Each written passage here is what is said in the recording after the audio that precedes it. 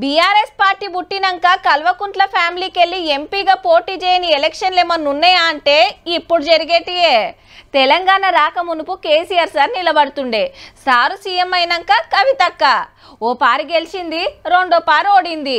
ఈ తాపకు టికెటే తీసుకోలే. అయినా నిజామాబాద్లో కారును గెలిపిస్తాని శపథం పడితే ఆఖరికి ఇగో గిట్లున్నది ముచ్చట. కవితక్క ప్రచారానికి రాకుండా అయ్యింది, ఓటేయకుండా అయ్యింది. బెయిల్ పిటిషన్లు కొట్టేసింది మరి కోర్టు. సిబిఐ కేసులో బెయిల్ రాలేదు, ఈడీ కేసులో ఫాయిదా కాలేదు. పెండింగ్ లో పెట్టి ఒకనాడే 2 పిటిషన్లు కొట్టేస్తున్నట్టు కోర్టు తీర్పిచ్చే వరకు కవితక్క కొత్త షాక్ కొట్టినంత పని అయ్యింది. అయితే స్పెషల్ కోర్టు తీర్పును సవాల్ చేసి ఢిల్లీ హైకోర్టుకు పోతుంది.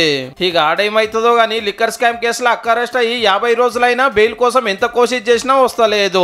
పానం బాగలేదని, కొడుకు పరీక్షలున్నాయని, పార్టీకి ప్రచారం చేయాలని ఎన్నో తీవ్ర దరఖాస్తు పెట్టింది.